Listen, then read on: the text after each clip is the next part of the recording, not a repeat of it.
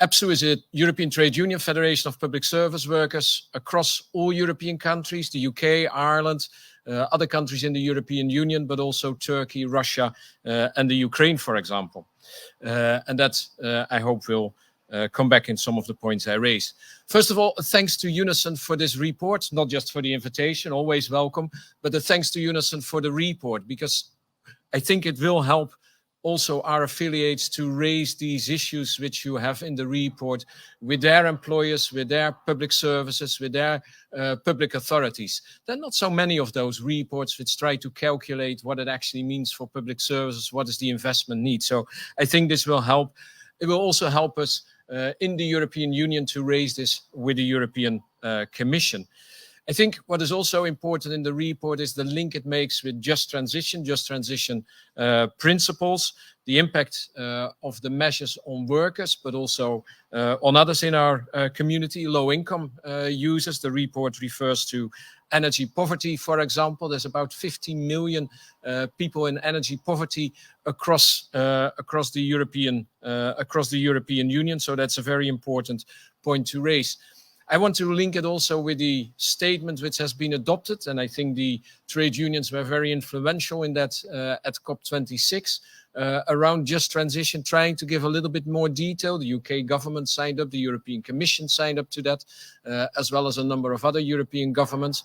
And I think this is something, together with the report, we can use to raise these issues and get into a discussion with our employers and our governments. For us, on the trade union side, we also link that with actually trying to strengthen our rights to information and consultation, stronger collective bargaining rights, to have agreements with the employers.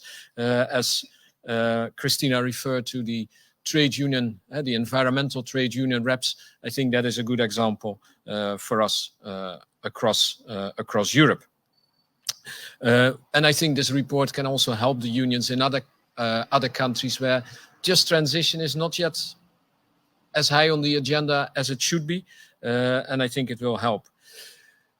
It also puts in perspective, there were a couple of references earlier to the forest fires, the flooding there has been in Europe this summer, and we have seen the scientific report of the International Panel on Climate Change, which gives the context how urgent it is to act. So in the European Union, we've had the Green Deal, as Lily referred to. We've welcomed the Green Deal. It's a step forward. It's very ambitious in what it wants to achieve.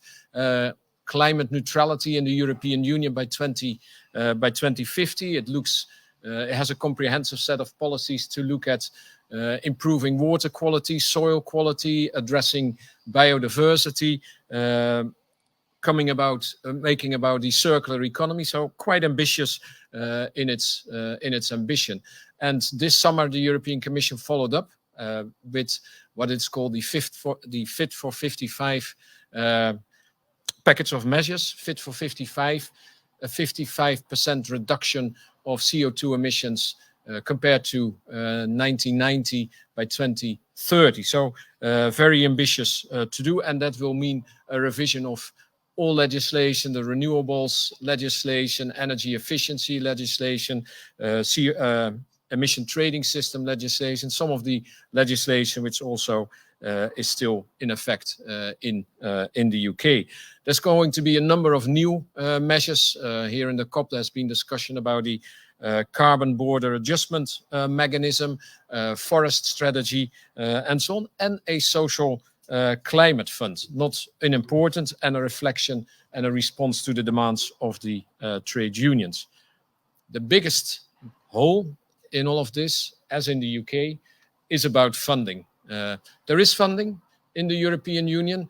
There's been they have created the large pot of money for recovery and resilience. It's seen as helping also coming out of the pandemic, kickstarting the economy, and also greening the economy.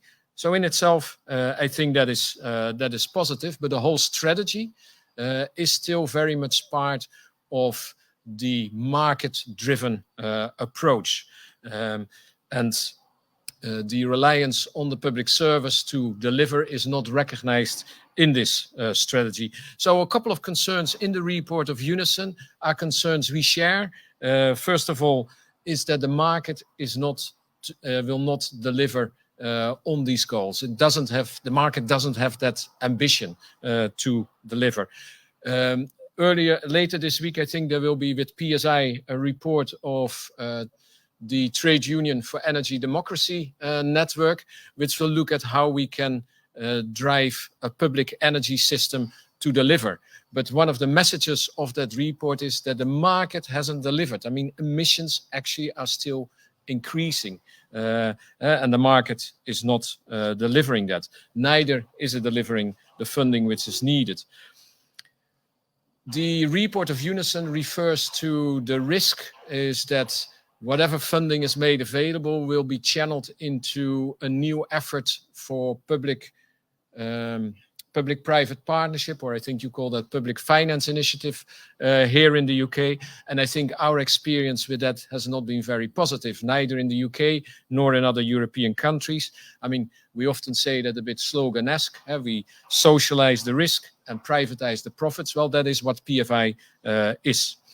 A third point, which is very important for us at European level, is the reference to austerity and how austerity has undermined our public services. But also the expectation that austerity policies come back into fashion again. I think there has been in the pandemic a recognition that these cuts in public funding are not going to deliver, but we already see in Europe, but I think also in the UK, politicians coming back with their, hawkish policies with regard to public finance. Well, that is not going to help our membership who are addressing flooding, our membership who is addressing forest fires and other challenges for our communities. The fourth observation is that we need to look at how this works with our tax system.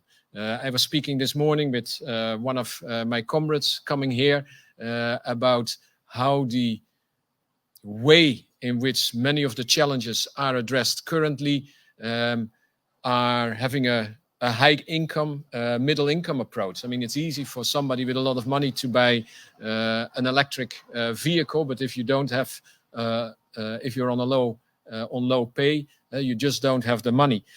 So we need to also reform our tax system, what we call tax justice, and redistribute wealth to make up the money to pay for this. So redistribution of wealth is very important in this. I think it's very interesting. The young kids young kids and younger people who were here in Glasgow on Friday, or in Brussels, where I do my work. They don't just say climate change. They say climate change no, system change yes on their little plunket. I think they have understood very well what it is. And the last point, the European Commission has also introduced a social fund, making money available, and that's welcome, but it is nowhere near enough to fund this transition and help workers and our membership. So thanks to UNISON for the report, thanks for the invitation, and it is a report that we can use very well also in our work in the rest of Europe. Thank you very much.